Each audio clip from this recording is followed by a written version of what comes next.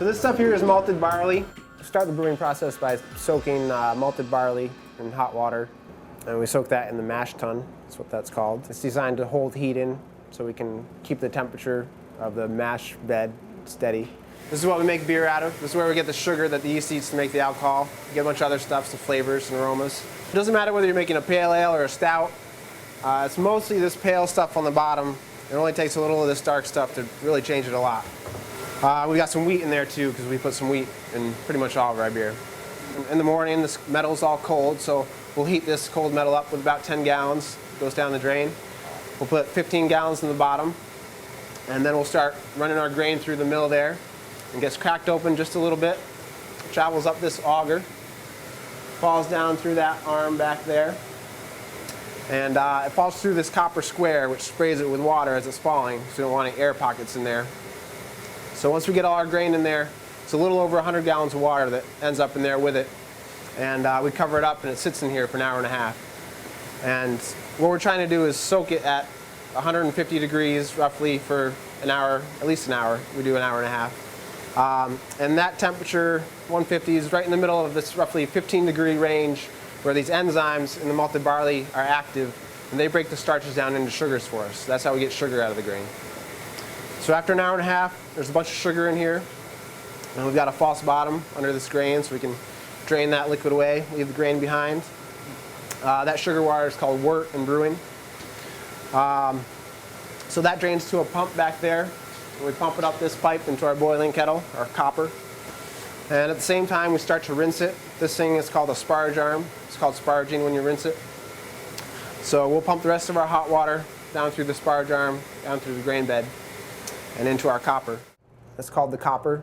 I usually call it the boiling kettle. It's just a kettle for boiling our wort in. Wort is the name of that sugar water we make. As soon as it starts to boil, we'll throw some hops in there. Boils for an hour. Most of our beers have at least 2 hop additions in the boil.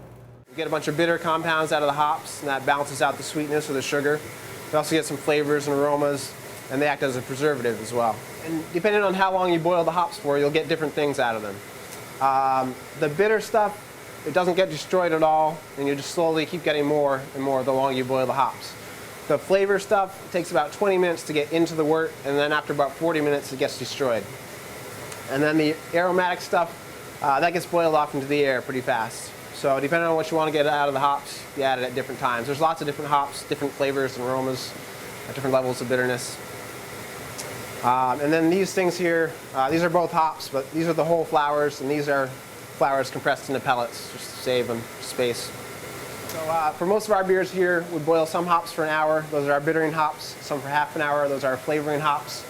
And then our aroma hops, we make a hop tea here. On the other side of our boiling kettle, we have a hop percolator, this steel cylinder. We just soak our aroma hops for several hours in hot water. So once the boil is over, it sits in here for another hour. Those hops, a bunch of other stuff settles to the bottom. And then we'll start pumping it into one of our fermenters. And on the way, we'll pump it through those aroma hops. It passes through the wall there, goes through a heat exchanger, and it cools down to 65, 70 degrees, and it ends up in one of our fermenters. We use open fermenters. They're traditional, open to the air. It's where the yeast eats the sugar to make the alcohol. Fermentation takes about 3 or 4 days, and we'll stop the fermentation, and we'll sit there for a few more days. So we'll add the yeast to that hoppy wort as we fill these tanks up. And then you can officially call it beer if you want to. So once the fermentation gets going, it foams up a lot, as you can see. That foam is yeast, so we'll scoop that off the top, make more beer with it later on. The fermentation takes about 3 or 4 days, and we'll shut it down where we want it to stop. The pink stuff in these hoses is coolant, so if the yeast gets too cold, they go dormant. So we'll put them to sleep. It'll stay in these tanks for a few more days. They sink to the bottom for the most part when they go dormant. And then right below this room, we have a refrigerated room. We've got 7 serving tanks down there. We've got a hole in the floor over there somewhere. So when we're ready, we'll hook a hose up between the tanks, let the beer flow. We'll add some stuff to clear it up. It sits in that tank for a day or so. Some more stuff settles out. And then it's ready to filter and carbonate. It only takes a few hours. So it's about 10 days grain to tap. The grain, our spent grain, after we're done rinsing the sugars from it, most of that goes off to a local farm. And they feed it to their animals, and then we use some of it in our bakery here downstairs. We have a maple porter. That's our seasonal. How do you inject the maple into the actual batch? We add maple syrup, which is from Fadden Sugar House right there, into our boiling kettle.